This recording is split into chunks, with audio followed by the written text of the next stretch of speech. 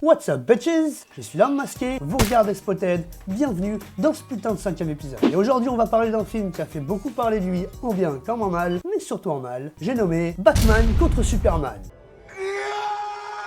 Oh, le prends pas comme ça Clarky, tu savais que ce jour allait arriver, y'a qu'à voir la gueule de ton film. Générique.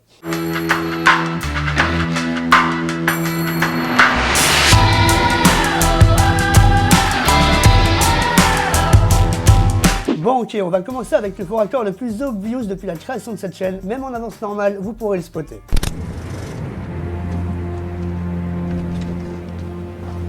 Qui paye ces agents de sécurité privée générale?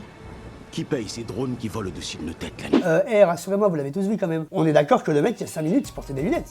Ah oui, voilà, on est d'accord, c'est bien ce que je pensais. Le mec avait bien des lunettes. Ah oui aussi, avant de continuer, je vous jure que dans ce film, il y a plein de scènes qui mériteraient de passer dans la scène bullshit du jour. Alors je vais pas tous vous les montrer, bien sûr. J'en garde un petit peu sous le coude, et oui. Mais je vous montre celle-ci parce qu'elle m'a vraiment fait rigoler.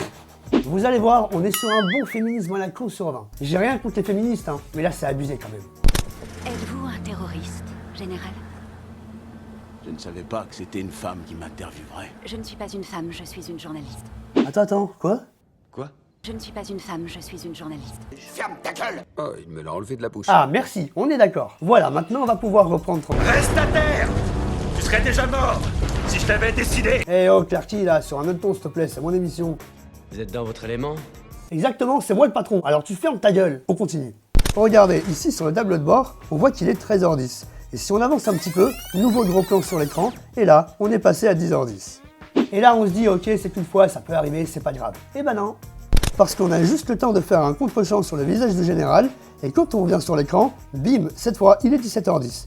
Et un peu plus tard, encore un deuxième gros plan foiré, cette fois, il est quelle heure? 16h10. Putain, mais c'est qui a fait ça? C'est un stagiaire ou quoi? Ah oui, et si jamais vous en avez pas eu assez, nouvelle erreur, cette fois à quelle heure il est? 21h10. Mais ça craint, les gars, décidez-vous, il est quelle heure finalement? Et dans la catégorie des gros plans qui se fout bien de ta gueule, j'ai nommé le gros plan sur le journal. Alors celui-là les gars, il est mythique dans tous les films, il y a toujours un gros plan sur un journal, un article, et les 3/4 du temps, je vous le donne en mille, il y a écrit que de la merde. Non. Non. Si, regarde.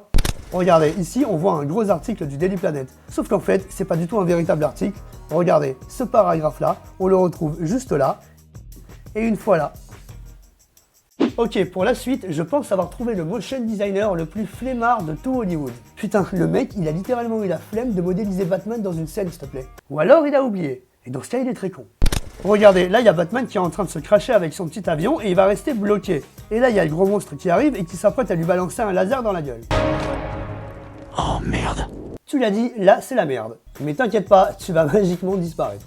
Regardez, plan du monstre qui balance son laser, et pouf, là, il n'y a plus Batman. Et si vous ne croyez pas parce que genre c'est loin, on voit trop mal, et bah remerciez Wonder Woman, car quand elle arrive, gros plan, et là je suis désolé, mais on voit clairement que Batman, il est pas là.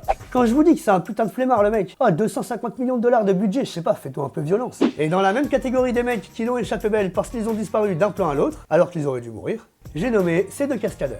Regardez, là on voit qu'ils font les malins en train de tirer avec leur calache, puis ils se rendent compte qu'une voiture est en train de leur foncer sur la gueule et qu'ils vont mourir comme des merdes. Mais heureusement, le plan d'après, celui de la cascade en question, regardez bien, finalement la voiture est vide. Bon après c'est normal, hein, c'était une cascade à risque, ça aurait été con de les laisser dans la voiture juste pour faire réaliste. En plus la scène dure que 2 secondes, donc ça va, ça se voit pas. Sauf qu'ils ont oublié que j'allais passer par là. Et moi je l'ai vu. Je vous présente l'œil de Dieu. Oh non, quand même, mais oh, tu vas me faire rougir là. Allez, pour la peine, on enchaîne avec deux petits faux raccords bien sympas. D'abord ici, regardez, le rédacteur-chef tient ses papiers de sa main droite. Et ben c'est tout con, mais contre-champ, la main droite est libre. Et enfin, dans cette scène-là, lorsque Lex balance les photos de Martha au sol, observez-les bien.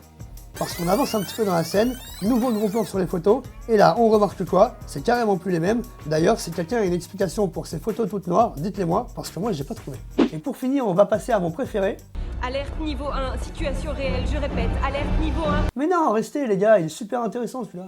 Bon, alors je vous apprends rien en vous disant que dans ce genre de film, les combats sont hyper chorégraphiés et hyper millimétrés. Ils sont chorégraphiés au millimètre près, à l'action près, le mec doit absolument commencer là, finir ici, par rapport à la caméra qui s'approche pour donner l'effet qu'on veut. Et en fait, c'est une chose de le savoir et c'est une autre de le voir véritablement en direct quand tu regardes une scène en ralenti. En fait, ça détruit complètement le côté épique d'une scène. C'est assez drôle, mais un peu malheureux aussi.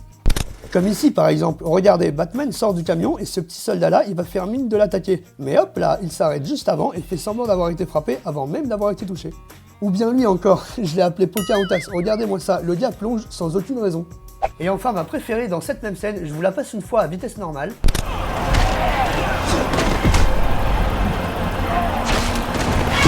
Vous avez rien remarqué, et c'est normal, c'était hyper furtif. Mais en fait, vous voyez au moment où Batman fait sa prise, où il brise la nuque du soldat et où le mec fait une retournée?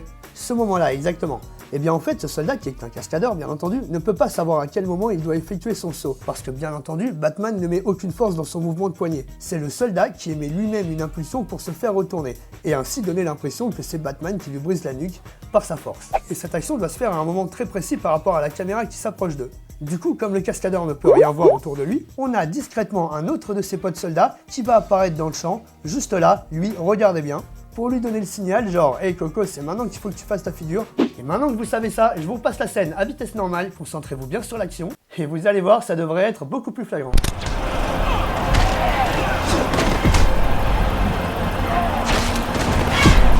Vous avez vu, c'est bien foutu leur truc, il y a tout qui est millimétré. Et voilà, ce sera tout pour aujourd'hui, mais avant de se quitter, bien sûr, place à la petite scène bullshit du jour. Je vous jure, des fois j'ai l'impression que les scénaristes prennent les spectateurs pour des cons, sérieux. Comme dans Underworld 3 par exemple. Ou est-ce que c'était le 4 en fait? Je sais plus. Regardez-moi ça. Donc là, les mecs sont dans un train en plein milieu des montagnes, donc en plein milieu de nulle part, et apparemment ils sont arrivés à destination. Donc ils décident de sortir un peu en mode YOLO. Et jusque là, ok, les mecs c'est des vampires, ils sont immortels, ils peuvent voler, donc ils peuvent sauter d'un train, allez-y, YOLO, on va dire c'est réaliste. Mais alors la scène d'après, putain, on m'explique d'où ils sortent ces chevaux là?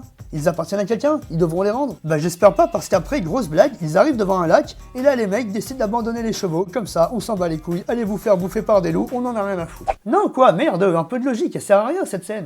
Et voilà tout le monde, j'espère que cet épisode vous aura plu. Si c'est le cas, comme d'hab, tu sais ce qu'il te reste à faire. En attendant, on se retrouve très vite. Et surtout n'oubliez pas, un courage indompté dans le cœur d'un mortel fera de lui un héros ou un grand criminel.